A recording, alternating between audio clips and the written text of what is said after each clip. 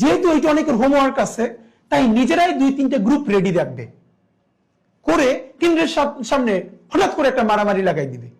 এবং এই মারামারিটা হচ্ছে সংক্রামক ব্যাপার, সাথে সাথে মিডিয়া নিউজ হয়ে যাবে সেগুনবাগিচা স্কুল কেন্দ্রে মারামারি, ভোট গ্রহণ বন্ধ কিছুক্ষণ। এইটা শুনে আরো 10টা কেন্দ্রে অস্থিরতা ছড়িয়ে যাবে। আস্তে শুনে আমার সেগুনবাগিচার ভোটাররা সাপোজ বলবে না মারামারি লাগছে, আমি আর যাবো না।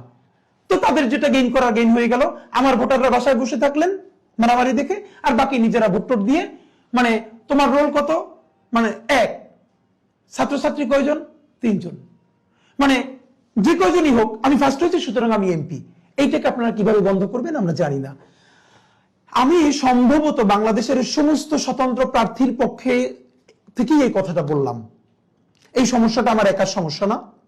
বাংলাদেশে এবার যত স্বতন্ত্র প্রার্থী নির্বাচন করছেন তারা প্রত্যেকেই এই 1 মাস পরে মার্কা পেয়ে, মাত্র ইলেকশনের 22 দিন আগে মার্কা পেয়ে সেই মার্কা কিভাবে মানুষের কাছে পৌঁছবেন তিনি হতাশ। আমি তার সমস্যার কথা বললাম। তাকে যে 1% মানুষ স্বাক্ষর করবে, সেই স্বাক্ষরদাতাদের নিরাপত্তা কে দিবে, এইটার যেহেতু কোনো মেকানিজম নাই, সে প্রচন্ড ভয়ে আছে। আমি তার শঙ্কার কথা বললাম। কেন্দ্রে সিসি ক্যামেরা না থাকলে কে কেন্দ্র দখল করতে আসলো, গুলি চালালো, মারামারি করলো, এটা যেহেতু ডিটেক্ট করা যাবে না, তাই সন্ত্রাসীদের কোনো ভয়ও থাকবে না দখল করতে, আমি সেই শঙ্কার কথা জানালাম। প্রার্থীদের 25 লাখ টাকা খরচ হয়ে আসলে কেউ 25 লাখ করবে না, করবে কোটি কোটি টাকা, কিন্তু আপনি তাকে কোন আইনের মাধ্যমে ধরবেন সেটাও কোনো মেকানিজম নাই।